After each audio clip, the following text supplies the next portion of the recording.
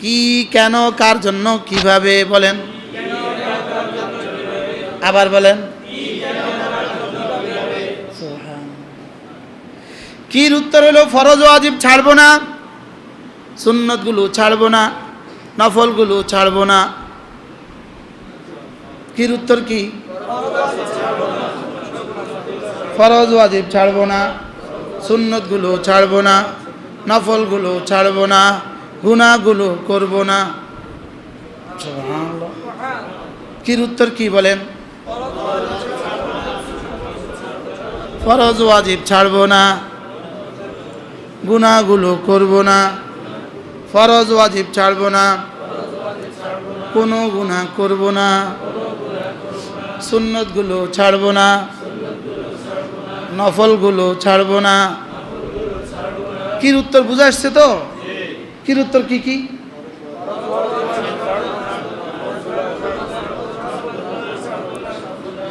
আচ্ছা, গোটা কোরআন, বুখারী, মুসলিম, তিরমিজি, আবু দাউদ, নাসাই, মুওয়াত্তা, মালিক, মুওয়াত্তা মুহাম্মদ, আর কোনটা বাকি আছে বলেন? হ্যাঁ, ফরজ ওয়াজিব ছাড়বো না, কোনো গুনাহ করবো না, সুন্নতগুলো ছাড়বো না, নফলগুলো ছাড়বো না।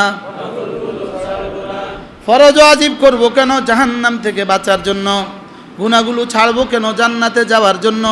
সুন্নতগুলো করবো কেন? রাসূলের সুপারিশ পাওয়ার জন্য। আর নফলগুলো করবো কেন? আল্লাহর ওলি হওয়ার জন্য। কি ভাই, নফলগুলো ছাড়বো না কেন? আল্লাহর ওলি হওয়ার জন্য।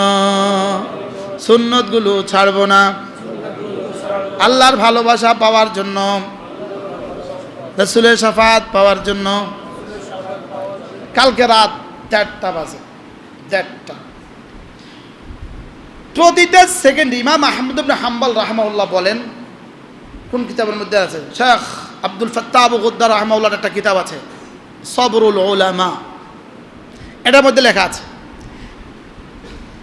ইমাম আহমদ ইবনে হাম্বল বলেন, আল কিতাব, কিতাব মা আখাযা মিনহু শাই, মা আখাযা মিনহু শাইয়া, মা আখাযা মিনহু, কোনো বান্দা এটা ধরে না, কোনো মানুষ এটা ধরে না, ইল্লা কাদ হাসালা মিনহু শাইয়া, ধরলেই কিছু না কিছু পেয়ে যায়।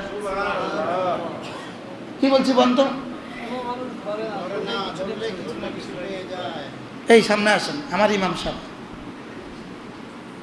মুসলিম সামনে, দনোজন এখানে, ওমায়ের সাহেব এখানে, ওমায়ের সাহেবের তো কাজ আছে। কি বলছি?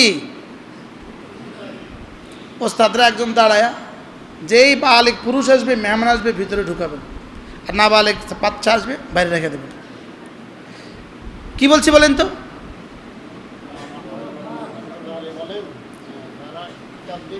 কিতাব ধরবে, কিতাব তাকে কিছু দিবে না, এটা হবে না। বলেন কি বলছি বলেন? আমি কালকে কিতাবটা খুলছি, এভাবে খুলছি, রাত বাজে 1:30, আমি খুলছি, 1 মিনিটের মধ্যে ওরা লাইটটা নিভাইছে, আমার রুমমেটরা। আমি আর পড়তে পারলাম না, কিন্তু 1 মিনিটে যাওয়া হয়েছে, কাম হয়ে গেছে। আল্লাহ রসুলকে সাহাবা একরাম জিজ্ঞেস করলেন, ইয়া রাসূলুল্লাহ, আপনার সুপারিশটা পাবো কেমনে?